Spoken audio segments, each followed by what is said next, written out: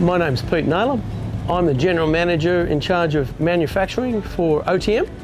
And I just wanted to spend a few minutes talking about our suspension in the basic adventure range on the Desert Master chassis, particularly the way the airbags work and are adjusted.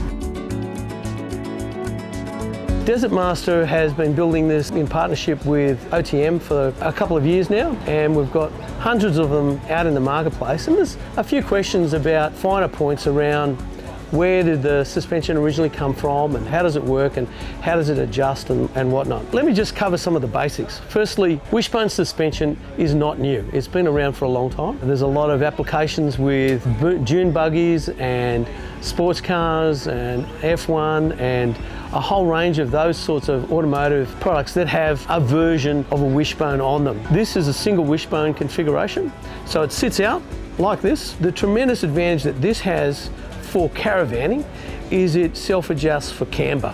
So camber is the roll in the road, and this vehicle, as it moves out, will adjust out. So it gives you quite a bit of advantage when you're cornering, when you compare it to other products that are at a fixed camber. So you'll get a trailing arm suspension that has a toe-in adjustment as well as a camber adjustment, but they're fixed. Whereas this works on a radius. As you move and the momentum in your vehicle moves, the chassis itself adjusts, as well as for the road camber itself. It ends up being a much better towing experience. What also makes a big difference is our application of the airbags. Now we've got dual airbags. That gives you a couple of things. It firstly gives you some balance around the axle. It gives you some redundancy. So if you're ever concerned about losing an airbag for a leak or a puncture or whatever, I've never had that experience, but the reality is some people worry about it. You can just isolate one airbag. There's a panel up the front, which I'll show you in a minute. You just switch one off, you can run it flat, and the other one will carry this in limp mode, and then you get into town, change it out, and away you go. The history of this, it's been around for quite a while. This is actually an improvement on what was coming out of Melbourne trailers for decades, and was fitted to tens of thousands of Corrimal products over the years. The amount of kilometres on this wishbone suspension or something similar to it in Australia is phenomenal. So it's got a really good heritage. What makes this a little different is the length of this arm and the fact that it's a 70mm tube, so it's a much more robust product than the basic product we used to fit. And this torsion tube in the middle provides a lot of additional strength and stability to the whole frame.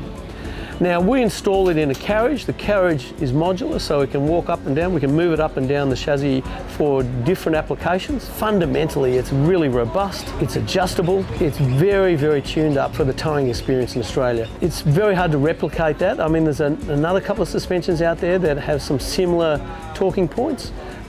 But in all honesty, from my point of view, and you could call me biased, but I love towing this product. It really works well. Now, it's not just the suspension that makes it work well, it's the fact that we can then load the suspension with most of the heavy parts of your build, so that just makes it more stable. So, just some basics around the suspension itself. Now, airbag adjustment. Lots of customers have questions about airbags. If you've got a dual axle, what will your airbag pressure be at compared to a single axle? Typically, a single axle is going to have a higher base pressure to get it to just normal adjustment. That base pressure might be 75 psi. In a dual axle, it might be 60. I wouldn't get too concerned about the actual pressure itself. The reality is, the pressure you need to get level is the pressure required. So what you should be doing is you load your caravan, and you never load the caravan twice in the same way. So you load your caravan up and then you adjust the caravan to be level in towing. That's the way it's designed to be. The biggest problem I see with people's adjustment is they're probably adjusting it a little light, so it probably doesn't have enough pressure in it. Sometimes people have it so it's bagging in, so as it's going through its radial movement, the bag will bag inward. Now that's because of underinflation. Now that's a good sign that you just don't have enough air in your bags. Not hard to change. And you're probably not going to make a lot of difference to that adjustment until you put some more pressure in it, roll it, and then put another bit of pressure in and just see where you stand. But from my point of view, I think you're likely to see adjustments around that, somewhere between mid-60s to mid-70s is probably where you're mostly going to sit. Now, if you've got an upgraded chassis that's got 4,000 kilos as its ATM, again, you'll need a higher adjustment. These bags, they're actually got a warning sticker on them at 100 psi. I've taken them to 300. Now 300, they'll explode. No one's going to have a pump that'll take them to 300, so you really can't do that.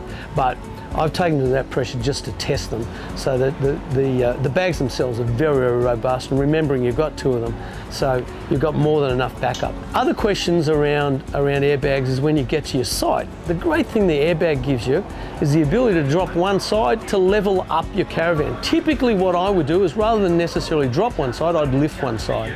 So if you come to a site and your driver's side is a little lower, just lift it by a couple of inches by putting more air in it. There's not a problem in doing that. Levels the floor up, makes everything so much more convenient when you're actually inside your van. If you're worried about the height, coming up an extra step, you can drop it all the way down. Now, customers will see, oh, you know, suddenly the wheels will go like this, but that's okay. It's designed to do that, so don't get too concerned about that.